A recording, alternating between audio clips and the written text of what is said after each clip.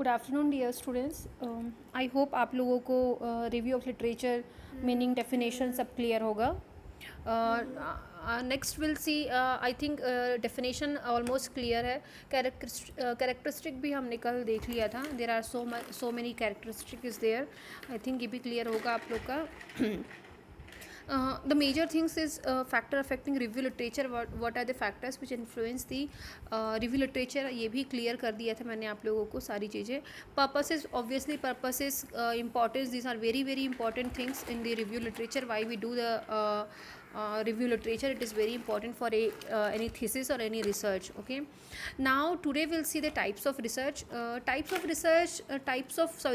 of review literature. Types में and sources there are quite difficulties होती है students को डिस्क्रिप्शन में. तो आप लोग, मैं आपको टाइप्स उतना हाईलाइट नहीं करूँगी जितना मैं आप लोग को सोर्सेज हाईलाइट करने वाली हूँ. ठीक है, तो रिव्यू लिटरेचर के टाइप्स रेयरली बस आप लोग जान लो कि व्हाट इज़ दैट, कि टाइप्स क्या क्या होते हैं. Let me increase the brightness.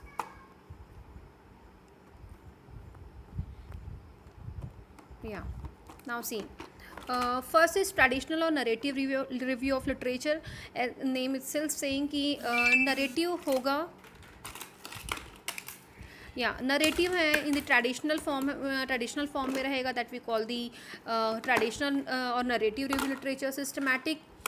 Systemic review literature will be the very well defined और सिस्टमेटिकली लिखा होगा. Meta analysis and meta synthesis. Meta analysis में लार्ज क्वांटिटेटिव फाइंडिंग्स मिलते हैं और मेटा सिंथेटिक में आप नॉन स्टैटिस्टिकल मेथड्स यूज़ करते हैं टू इवैल्यूएट और टू इंटरप्रेट एनी फाइंडिंग्स और any data. Okay, so these are the types of review literature.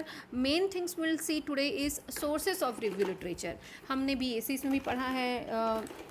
अगर किसी ने पोस्ट बेसिक किया है तो आई थिंक वो GNM में भी पढ़ा होगा रिसर्च कि रिव्यू लिटरेचर आपने सुना भी होगा. इनफैक्ट कि रिव्यू लिटरेचर दो सोर्सेज से, मेजर दो सोर्सेज होते हैं. First is primary sources and second is secondary sources. ठीक है, this two are the major sources of review literature.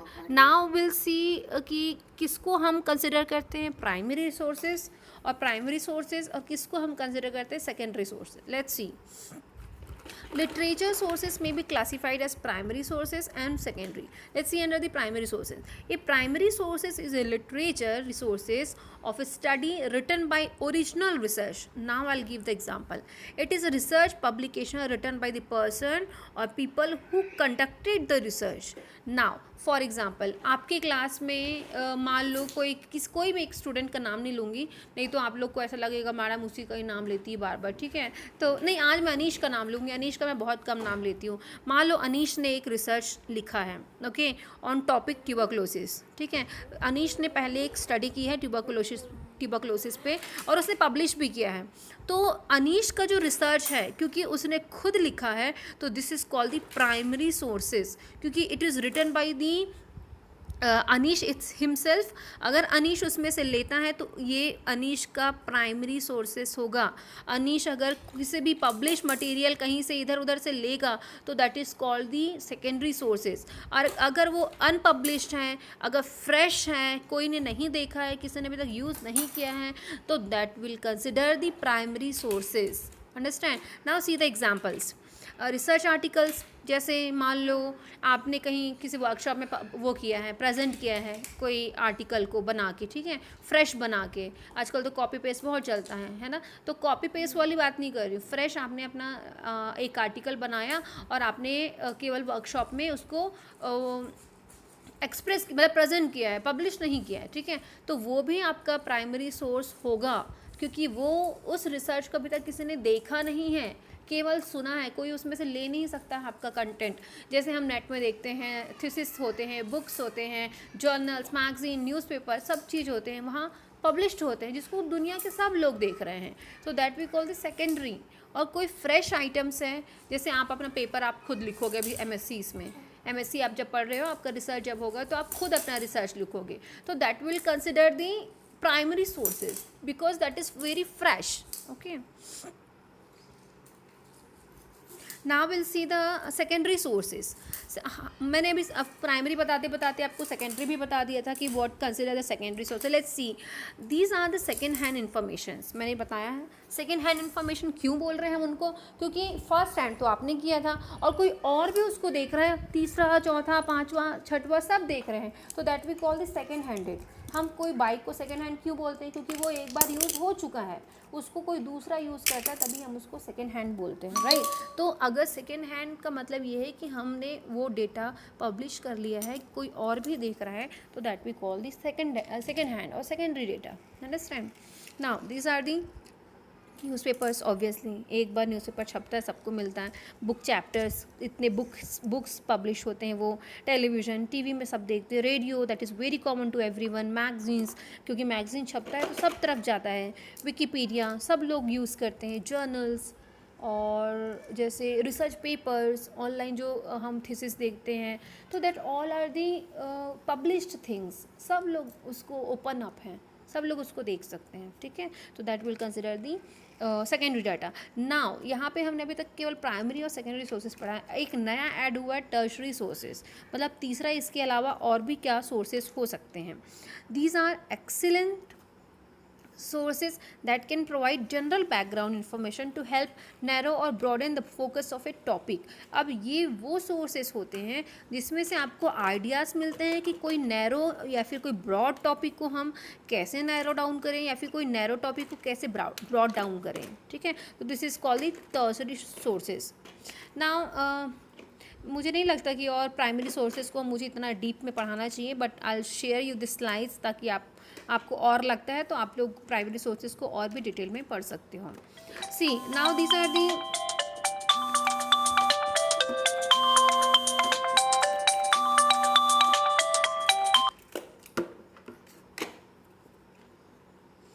Please can you give me a minute.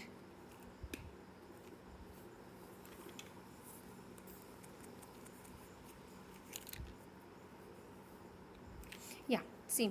Now will see the resources of literature. आपको अगर exam में आता है sources of review literature तो आपको ये ड्रॉ करके आना है, ठीक है. See these are the resources of review literature. आपको कहाँ कहाँ से आप लिटरेचर रिव्यू कर सकते हो. आप अब मान लो स्टडी करने बैठे हो, ठीक है, एक पेपर बनाने बैठे हो, आप ऐसे गाल पे हाथ रख के नहीं बैठ सकते हो कि मैं कहाँ से पढ़ूँ. ऐसे वाला एक एमएससी स्टूडेंट या फिर रिसर्च पढ़ा हुआ बंदा एक ऐसे क्वेरीज नहीं लाएगा, क्योंकि उसको पता होता है कि उसको कहाँ कहाँ से वो रिव्यू कर सकते हैं. तो ये वो जगह है जहाँ से आपको रिसर्च मिलेगा और पढ़ने के लिए related to your topic. Okay, चलो देखते हैं कौन कौन से हैं. Magazines and newspaper. अब आप अपने टॉपिक के बारे में किसी मैगजीन में सर्च करो, क्यों नहीं मिलेगा. There are various types of magazines and journal is available in the nursing field. और अब तो पहले से ज़्यादा अब एडवांस हो चुका है नर्सिंग रिसर्च में, तो और भी बहुत मैगजीन्स और जर्नल्स पब्लिश होने लगे हैं. कैटेगरीज भी बन गए हैं, A category, B category, C category, world class, A stars categories के भी जर्नल्स अब आने लग गए हैं, ठीक है. तो हम अकॉर्डिंगली वहाँ से अपने कंटेंट और अपने टॉपिक से रिलेटेड सर्च कर सकते हैं. इलेक्ट्रॉनिक डेटाबेस लाइक अगर आप इलेक्ट्रॉनिकली आप कोई डेटा कहीं से ले रहे हो, मान लो चल तेरे पास है तू मेरे को दे दे, तेरे पास है तू मेरे को दे दे. What is this, because that is not publish but that is used from someone. तो आप वो डेटा को लेके आप स्टडी कर सकते हो. That is also a type of sources, ठीक है. बुक्स, ऑब्वियसली बुक्स से आप ले सकते हो. बुक्स तो एक सबसे इजी अवेलेबल मटेरियल है जिसमें हम अपने रिव्यू लिटरेचर कर सकते हैं. जर्नल्स, कॉन्फ्रेंस पेपर्स, जैसे कई लोगों ने कॉन्फ्रेंस पेपर्स पब्लिश किए रहते हैं ना, कॉन्फ्रेंस पेपर प्रेजेंट किए रहते हैं, वो भी पेपर्स आप पब्लिश नहीं होते हैं बट एक बुक टाइप का वो बनता है, जैसे हमने भी किया है, तो वो बुक बन जाता है, बुकलेट जैसा. तो आप उसमें से नॉलेज ले सकते हो, ठीक है. और you can review that things also. Thesis available रहते हैं लाइब्रेरी में, आप वो सब थीसिस को यूज़ कर सकते हो अपने रिव्यू लिटरेचर के लिए. वहाँ से भी आपको आपके टॉपिक से रिलेटेड मिल सकता है, ठीक है. Next is encyclopedia and dictionary. Obviously encyclopedia is available anywhere any time, है ना, तो कुछ भी सर्च कर सकते हो आप encyclopedia पे. तो this is also a way of finding the review of literature. आपके कंटेंट आपको मिल सकते हैं आपके encyclopedia में. Next is research reports. Research reports क्या होता है, जैसे आज हम सब लोग मिलके, चलो मेरी इच्छा है कि कोविड-19 पे मैं एक रिसर्च करूं, तो मैं आप सब 10 बच्चे 12 बच्चे जो मेरी क्लास अटेंड करते हैं, हम लोग मिलके एक स्टडी करते हैं. अब हम चलो जितने भी स्टडी किए एंड कर लिया, अब उसकी एक रिपोर्ट बनती है कि हमने क्या किया था, कौन सा मेथड यूज़ किया था, किस तरीके से हमने रिसर्च किया है.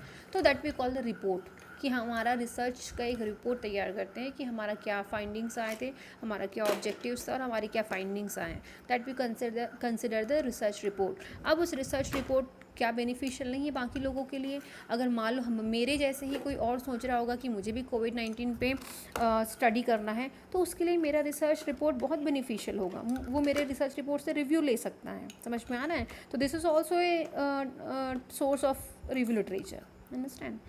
So this was all about the sources of review literature. Now these are all are the descriptions of एक एक जितने भी resources बताए हैं मैंने, और कहाँ कहाँ से आप कौन कौन से लिंक होता है वो भी आप मिडलाइन और सिंथायन ये सब चीज़ें होती हैं, वहाँ से भी आप अपना कंटेंट ले सकते हो. तो I share you this slide also ताकि आप इसमें गो थ्रू कर सकें.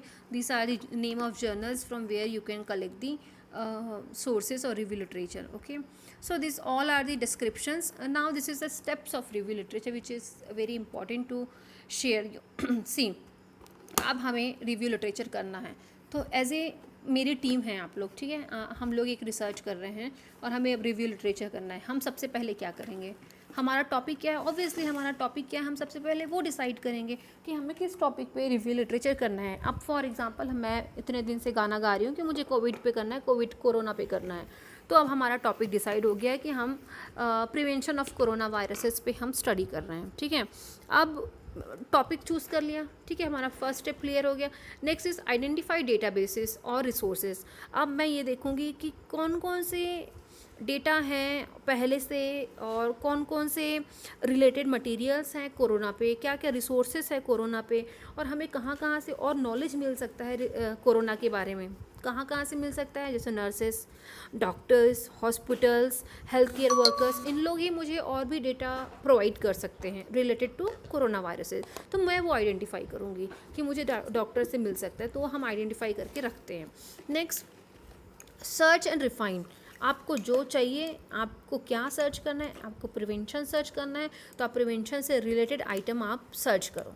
ठीक है, और उसको सर्च करके रिफ़ाइन करना है. रिफ़ाइन इन द सेंस, आप जैसे कोरोना पे तो बहुत सारे स्टडी हुए होंगे, आपको प्रिवेंशन पे स्टडी करना है तो आप उसको रिफ़ाइन करके आप केवल प्रिवेंशन पे फोकस करो. Okay, next is read and analyse. अब आप अब आपको एक मिला है, मान लो कोई और इंस्टीट्यूट के लोगों ने कोविड-19 पे किया है, ठीक है, अब हम रिव्यू कर रहे हैं, हम उनका स्टडी देख रहे हैं कि उनने क्या क्या किया है, पढ़ रहे हैं, रीड कर रहे हैं. अब उसमें एनालाइज करेंगे कि कैसा किया था और क्या रिजल्ट निकला है. This is only called the analysis ना. तो एनालाइज करना मतलब कुछ गणना करना कि इसने ये किया, उसका ये रिज़ल्ट आया, तो this is called the analysis. तो हम एनालाइज करेंगे कि क्या इसने किया था और क्या बेनिफिट मिला है, क्या रिसर्च फाइंडिंग्स आए हैं. तो accordingly will see. Next, right the review literature. अब हमने टॉपिक डिस्कस कर लिया, डेटा मिल गए हमको, हमने रिफ़ाइन कर लिया टॉपिक को, हमने पढ़ लिया, एनालाइज कर लिया. अब उसी को आप लिखो कि इस बंदे ने ये टॉपिक पे रिसर्च किया था, इस ईयर में किया था, वो ऑब्जेक्टिव्स था उसका, और उसने ये मेथडोलॉजी अपनाया और उसके ये फाइंडिंग्स आए. तो ये क्या हुआ, this is completely written review literature. अब इसी को आप समझ गए, अब उसको लिख दो.